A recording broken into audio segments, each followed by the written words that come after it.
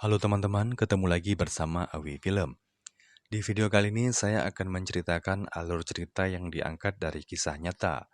Sebuah film dengan judul Remember the Titans yang dirilis pada tahun 2002 dan diperankan oleh Denzel Washington. Film ini bercerita tentang parahnya rasisme antara orang kulit hitam dan kulit putih di Amerika pada tahun 70-an. Oke, tanpa berlama-lama langsung saja kita masuk ke alur ceritanya. Cerita dimulai di tahun 1971. Ketika itu ada seorang kulit hitam yang ditembak oleh pemilik toko yang berkulit putih. Tentu saja itu membuat gelombang kemarahan dari masyarakat kulit hitam. Hari itu terlihat para murid SMA Titans mendapat kabar bahwa orang-orang kulit hitam akan menyerang toko pria kulit putih yang telah melakukan penembakan. Para murid SMA Titans yang pada saat itu dihuni oleh siswa berkulit putih bergegas ingin membantu pria si pemilik toko. Hingga saat mereka akan sampai ke sana, pelatih mereka yang bernama Yosh mencegah mereka dan mengancam apabila mereka nekat ke sana, mereka tidak akan dimainkan dalam tim football sekolah. Kemudian pelatih pun membawa mereka kembali ke sekolah. Setibanya di sana, mereka melihat seorang pria berkulit hitam yang bernama Herman Bond. Awalnya Herman ditugaskan untuk melatih di sekolah JD, sebuah sekolah untuk anak-anak yang berkulit hitam. Akan tetapi menyikapi kejadian yang baru-baru ini terjadi, Dewan Sekolah memutuskan untuk menggabungkan kedua sekolah tersebut dan berharap dapat meredam konflik yang sedang terjadi. Kedatangan Herman tentunya tidak disambut baik karena dia berkulit hitam. Akan tetapi karena ini keputusan Dewan Sekolah, mereka tidak punya pilihan untuk mengemban tugas ini. Herman dan keluarganya pun pindah dari California ke Virginia, di mana di sana orang kulit hitam tidak pernah mendapatkan hak mereka kecuali penghinaan dan keputusasaan. Posisi Herman pun dibuat sulit ketika salah satu anggota dewan sekolah mendatanginya dan mengabarkan kalau dia akan menjadi kepala pelatih di SMA Titans menggantikan pelatih Yosh. Tentu saja kabar ini menjadi kebahagiaan tersendiri buat para orang kulit hitam. Dengan dipilihnya Herman sebagai pelatih kepala di SMA Titans, tentu itu akan membuka kesempatan untuk anak-anak kulit hitam mendapatkan tempat di tim football sekolah. Kabar ini pun sampai di telinga pelatih Yosh. Dia terkejut posisinya diambil alih oleh orang lain. Terlebih lagi itu adalah orang kulit hitam.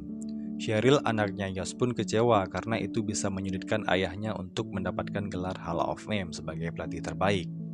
Pada malam harinya, Herman mendatangi rumah Yosh. Herman hanya ingin mengabari kalau dia orang yang juga punya kualifikasi untuk menjadi pelatih kepala.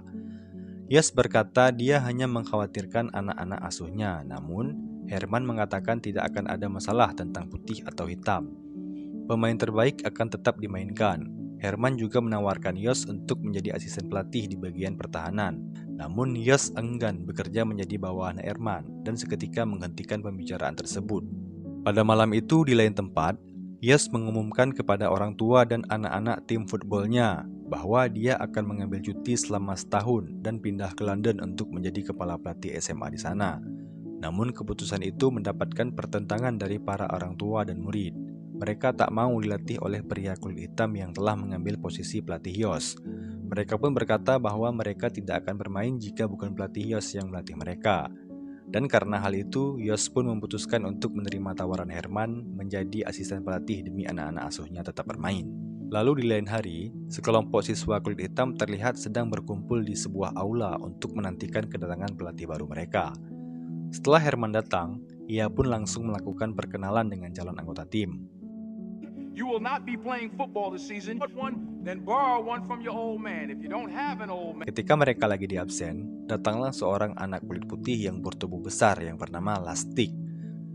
Dia satu-satunya anak kulit putih yang langsung ikut bergabung dengan tim tersebut. Tentu saja, dia mendapatkan pandangan yang sinis dari anak-anak lain. Lalu tak lama setelahnya, Yosh dan para siswa kulit putih lain pun datang melakukan interupsi dengan memasuki aula. Herman tidak terima cara Yosh menginterupsi rapat perdananya dengan para anggota tim. Yosh mengabari kalau ia setuju untuk jadi asisten pelatih dan mengurus bagian pertahanan. Walau ada ketegangan di antara mereka, namun mereka berhasil memperoleh kesepakatan. Hari pelatihan pun tiba. Herman, Yosh, dan asisten pelatih beserta para orang tua yang akan melepas anak mereka telah berkumpul pagi itu. Sebelum berangkat, seorang anak yang bernama Gary dan temannya Ray mendatangi Herman. Gary mengatakan bahwa lini pertahanan mereka tidak membutuhkan satu orang pun anak kulit hitam. Herman pun menanggapi perkataan Gary tersebut di hadapan semua orang yang hadir di sana. Ia mengatakan, "Jika di sini kau memiliki ibu, maka setelah kau menaiki bus ini, tak akan ada lagi ibu, hanya ada aku yang menjadi ayahmu. Jika kau tak terima, kau boleh keluar dari tim ini, karena tim ini adalah milik ayahmu." Gary pun tak dapat berkata apa-apa. Herman menyadari ada hal yang harus dilakukan sebelum memulai camp. Ia pun menyuruh semua anggota tim untuk turun dari bis dan mengumpulkannya di luar. Herman memasangkan anak kulit hitam dan anak kulit putih duduk bersebelahan di dalam bis. Selain itu, mereka juga akan menjadi teman sekamar selama berada di dalam camp latihan. Bis yang tadinya diisi dengan anak sesuai dengan warna kulitnya, sekarang sudah bercampur hitam dan putih. Dan setibanya di camp, Gary dan Julius yang jadi teman sekamar pun berdebat dan berkelahi. Hal itu pun memicu perkelahian massal antara mereka. Akibat kejadian itu, pelatih Herman pun mengatakan kalau punya marah itu bagus, kalau kalian bertindak agresif itu juga bagus, dan kalian membutuhkannya. Tapi football adalah tentang mengontrol emosi, mengalihkannya untuk jadi keuntungan tim dan untuk meraih kesempurnaan. Ini adalah program sekolah. Jadi aku nggak akan pernah membuang pemainku selama mereka datang bermain untukku. Ketika kalian pakai seragam Titans, sebaiknya kalian bekerja keras dan kita akan menjadi sempurna, kata Herman. When you put that uniform on, that Titan uniform, I will break my foot off in your John Brown hind part. Latihan pun dimulai.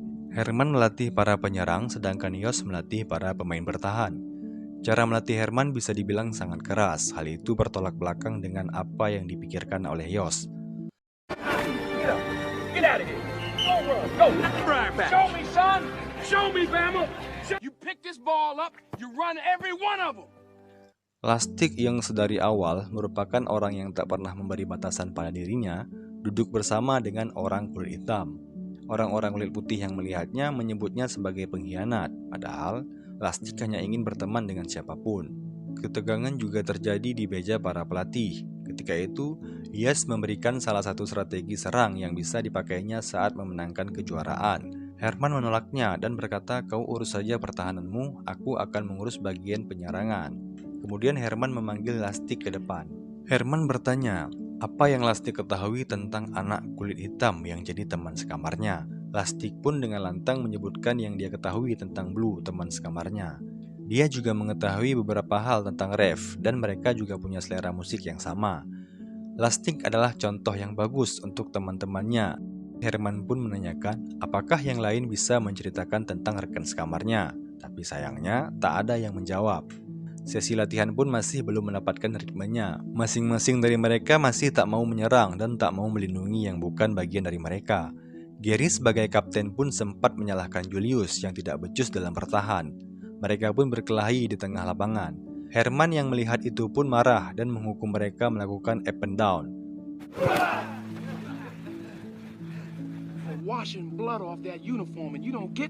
Pelatih Yos yang melihat hal tersebut berkata kepada Herman bahwa ada batas yang jelas antara kuat dan gila, dan Herman tidak berada di antaranya. Herman pun lalu mengistirahatkan mereka. Ketika mau minum, mereka malah bertengkar karena tak mau mengantri dan membuat semua air di sana menjadi tumpah. You can't run over everybody in this league, and every time particular. Why should I give a hoot about you? Pada jam 3 pagi, Herman membangunkan mereka semua untuk lari. Let's go, let's go, let's go. Follow, Doc, myself, and the other coaches. Pelatih Yos pun berkata, kita ini tim football, bukan angkatan laut. Tapi Herman tetap dengan pendiriannya dan menyuruh mereka untuk lari. Mereka pun lari sampai pagi hari hingga tiba pada suatu tempat. Herman pun memberhentikan mereka di sebuah makam di mana orang-orang yang mati akibat perang dimakamkan. Herman menceritakan tentang perang tersebut, perang yang dipicu karena kebencian terhadap ras lain, dan menewaskan sekitar 50.000 orang. Kita belajar dari orang-orang mati. Jika kita tidak bersatu sekarang di tempat kematian ini, kita juga akan dihancurkan. Aku tak peduli kalian gak saling suka, tapi kalian harus saling menghormati satu sama lain. Dan kita akan coba belajar memainkan permainan ini layaknya laki-laki sejati. Sesi latihan pun dimulai pada malam hari. Dalam latihan itu terjadi hal yang tidak biasa, di di mana Gary memarahi Ray karena dia tak mau memblok serangan yang ditujukan pada Rap. Hal yang pertama kali terjadi, biasanya mereka akan membela sesama mereka, tapi pada malam itu mereka enggak melakukannya. Julius juga melakukan hantaman yang keras kepada Pitts. Ia membuat Pitts kesal. Mereka mulai membangun kekompakan tim yang sesungguhnya tanpa memandang perbedaan warna di antara mereka. Sesi latihan selanjutnya pun jadi benar-benar sesi yang selama ini Herman dan Yost harapkan. Left side! Left side!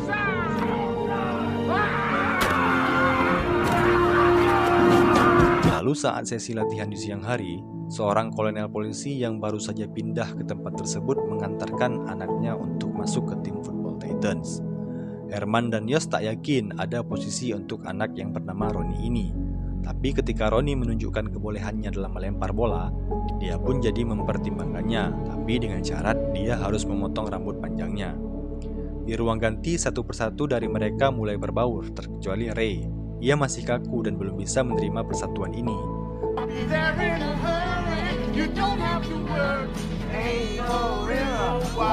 Saat makan siang pun mereka sudah tidak saling memisahkan antara kulit hitam maupun kulit putih. Mereka berbaur jadi satu.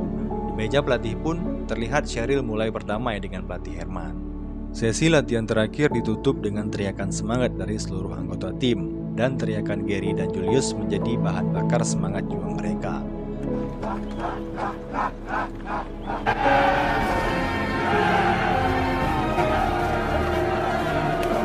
Mereka pun pulang dengan bis yang sama, tapi dengan sebuah perubahan yang membuat orang tua mereka heran. Kelihatan para personil tim jadi kompak dan berteman satu sama lain. Latihan memang sudah berakhir dan mereka pun sudah mulai masuk ke kehidupan yang nyata. Namun, tak ada hal yang berubah dengan anggota tim football ini. Mereka tetap berteman, bahkan Gary sampai mengenalkan pacarnya pada Julius. Satu hal yang ternyata baru diketahui oleh Herman, bahwa di pertandingan pertamanya nanti dirinya tak boleh kalah. Jika kalah, maka jabatan pelatih kepala akan dikembalikan kepada Yost. Sungguh keputusan yang tentu saja sangat merugikan untuk Herman, mengingat ia baru saja pindah dengan keluarganya dari kota lain. Hal itu pun membuat Herman grogi ketika menghadapi pertandingan pertamanya. Sebelum mulai, Herman pun memberikan motivasi singkat. You don't have to worry about race. Let me tell you something, you don't let anything. That's our universe. Let's rule it like Titan. Kemudian pertandingan pun dimulai. Pada awalnya, tim Titans agak sulit untuk menemukan ritme permainan. Beberapa kali mereka berusaha, namun masih belum bisa mencetak angka. Beberapa dari mereka pun mengeluh kesulitan karena pergerakan tim lawan lebih cepat. Herman pun menarik Pitts keluar dari lapangan dan memarahinya karena bermain buruk. Yost yang melihat itu lalu menghampiri Pitts dan menyuruh Pitts bermain untuknya sebagai pemain bertahan. Pitts sebenarnya tak yakin bahwa ia bisa melakukannya karena dia adalah penyerang. Tapi Yost meyakinkan Pitts untuk menghadang salah satu pemain lawan yang merepotkan. Namun di luar dugaan, masuknya Pitts sebagai pemain bertahan seketika membuat ritme permainan mereka menjadi lebih baik. Dan mereka pun berhasil mencetak angka demi angka dan keluar menjadi pemenang pada pertandingan itu.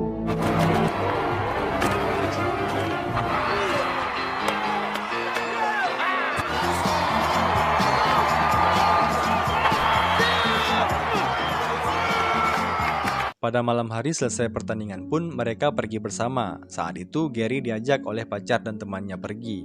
Akan tetapi Gary menolak dan lebih memilih untuk tetap bersama tim footballnya. Keesokan harinya, Herman mengajak anaknya Nikki untuk datang ke rumah Yost. Sementara Nikki bermain dengan Cheryl, Herman bertemu dengan Yost untuk memberikan hasil analisanya mengenai pertandingan kemarin.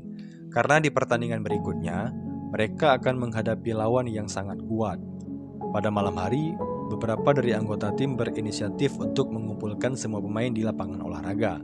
Mereka bertemu untuk mengingatkan bahwa mereka tak bisa terpecah belah karena opini publik. Mereka memang sudah memenangkan beberapa pertandingan. Mereka juga menghabiskan waktu bersama di camp. Tapi opini publik yang berkata bahwa mereka nggak bisa bersama, itu yang harus dibuang jauh-jauh. Dan karena pertemuan itu, mereka pun jadi lebih kompak lagi satu dengan yang lain.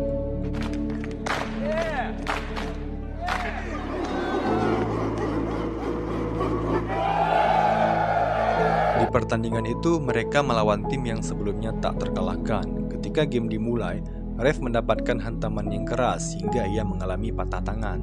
Sebuah tragedi yang menurunkan semangat tim karena Rev adalah salah satu pemain yang hebat. Herman pun menyuruh Sunshine untuk masuk menggantikan Rev. Sunshine gak yakin kalau dia bisa menggantikan Rev, apalagi jam bermainnya yang belum terlalu tinggi. Dia pun mendapatkan motivasi singkat dari Herman.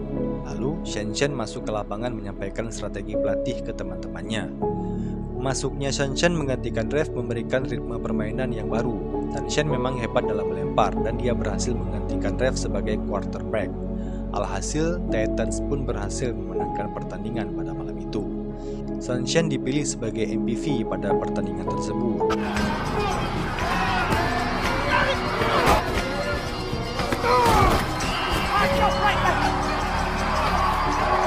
Kemudian Gary mengajak Herman untuk mengobrol empat mata.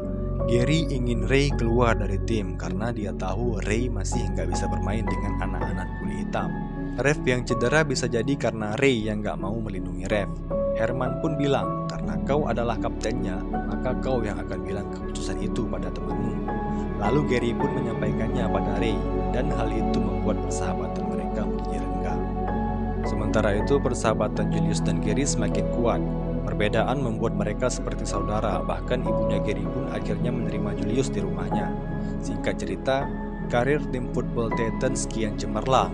Mereka jadi salah satu tim yang tak terkalahkan. Gary dan Julius pun sering mendapatkan All-American Award, sebuah penghargaan sebagai pemain terbaik. Termasuk pelatih Yos yang masuk ke dalam nominasi Hall of Fame, sebuah penghargaan untuk dedikasi sebagai pelatih football terbaik. Namun salah satu petinggi di sana menyampaikan pada Yos bahwa mereka akan memihak tim lawan sehingga Titans kalah. Lalu Herman keluar dan jabatan kepala pelatih kembali kepada Yos. Di sesi wawancara, pelatih tim lawan menunjukkan ketidaksukaannya pada Herman. Bahkan dia menyebut Herman adalah monyet. Di hari pertandingan, Titans sering dicurangi oleh keputusan wasit yang berat sebelah. Herman pun sering marah-marah karena keputusan tersebut selalu merugikan timnya. Sementara Yos mengalami pergolakan batin. Dia tahu Titans dicurangi supaya Herman ditendang keluar. Namun Yos juga pasti tak akan mendapatkan Hall of Fame kalau dia membela Herman. Tapi melihat Cheryl yang sangat mencintai football dan tim Titans, Yos pun gak peduli dengan Hall of Fame dan langsung bertindak untuk berbicara dengan wasit. Dia berkata dan mengancam bahwa dia tahu semua rencana busuk ini dan akan membocorkannya ke koran. Wasit tak peduli dan Yos pun marah. Dia memanggil semua pemain bertahan, menyalurkan kemarahannya atas ketidakadilan ini. Hasilnya, Titans pun menunjukkan permainan yang gila. Mereka menghantam pemain lawan tanpa ampun, bahkan mengintimidasi tim lawan dengan permainan mereka. Hasilnya, Titans memenangkan pertandingan pada malam itu dan akan mewakili Virginia di kejuaraan antar negara bagian.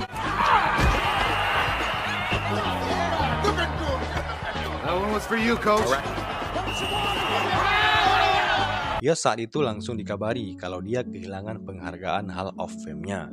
Di pertandingan, Herman memberikan pisang pada pelatih lawan yang menyebut Herman sebagai monyet.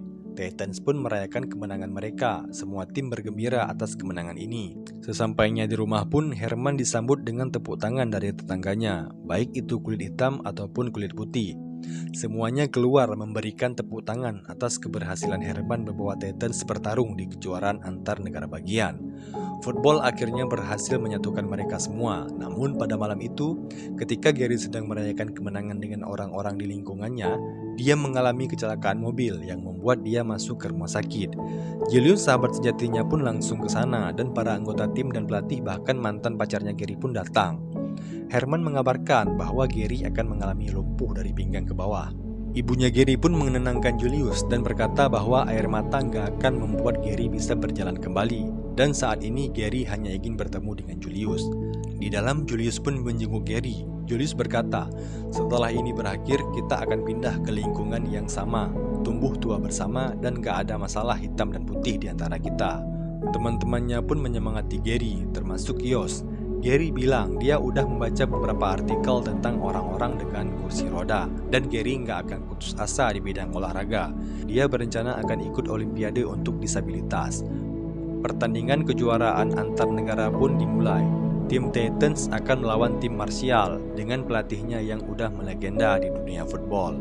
Ibunya Gary pun datang ke pertandingan tersebut dan disambut dengan tepuk tangan oleh para pendukung Titans. Mereka memberikan apresiasi sambil meneriakkan nama Gary di lapangan.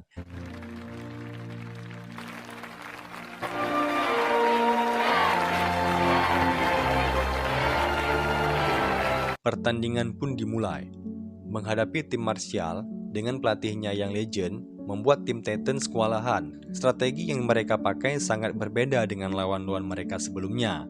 Permainan mereka pun lebih bagus dari tim Titans. Sekuat apapun mereka berusaha, mereka selalu gagal mencetak angka. Bahkan di babak pertama, mereka ketinggalan 7 angka dari tim Martial. Ready? Give me some way to disguise that cover. Just start thinking about it. Let's go. Ketika istirahat, Herman pun menyemangati mereka dan berkata, kalah ataupun menang, kita udah melakukan yang terbaik. Semua orang udah melihat upaya kalian ketika memenangkan setiap pertandingan. Walaupun kalah, kalian akan meninggalkan lapangan dengan kepala yang tegap, kata Herman. Julius pun berkata bahwa tim mereka adalah tim yang sempurna. Jadi malam ini kita akan keluar ke lapangan dengan cara itu. Yos dan Herman pun menurunkan ego mereka masing-masing dengan bekerja sama. Nggak ada lagi kerja terpisah saat itu. Mereka bergerak untuk tujuan yang satu. Let's go, Davis. You're gonna play both ways. Rest of the game. 1, 2, 3. Babak kedua pun dimulai. Tim Titans pun mulai menunjukkan ritme permainan mereka dan mengejar ketertinggalan dari 7-0 menjadi 7-3. Pertandingan pun tinggal menyisakan kuarter terakhir. Tim lawan hanya perlu mempertahankan bola untuk menang, sedangkan tim Titans butuh touchdown untuk memenangkan pertandingan. Yos memberikan saran kepada Herman bahwa mereka harus memberikan sesuatu yang gak terduga, karena tim lawan selalu bisa menembus sisi kuat pertahanan mereka. Tidak seperti biasanya, kali ini Herman mendengarkan saran tersebut. Herman pun menyuruh ref untuk masuk dan melakukan strategi pengalihan. Tangan ref memang cedera, tapi dia siap untuk berlari. Jadi dengan menggunakan strategi tadi, mereka pun berhasil mendapatkan poin dengan Sunshine yang memberikan perlindungan kepada ref. Titans berhasil touchdown dan memenangkan pertandingan sebagai juara.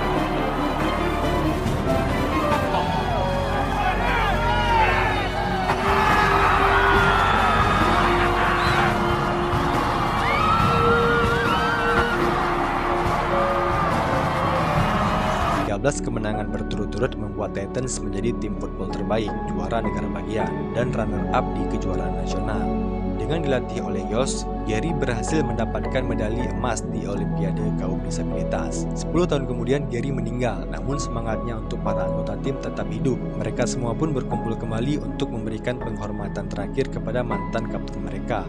Herman Bond dan Bill Yos tetap melatih Titans untuk 5 tahun ke depan. Dia dan pelatih Yos tetap menjadi teman baik dan berteman sampai saat ini. Film ini mengajarkan kita jangan pernah menilai seseorang dengan cepat hanya karena tampilan fisik. Tidak menarik dipandang mata atau berbeda dengan kita bukan berarti kita lebih baik. Tuhan menciptakan keberagaman manusia dengan begitu sempurna dan pasti dengan tujuan mulia. Fisik bukanlah penentu segalanya. Oke teman-teman, segitu saja untuk video kali ini. Sampai jumpa di video selanjutnya. Wassalamualaikum warahmatullahi wabarakatuh.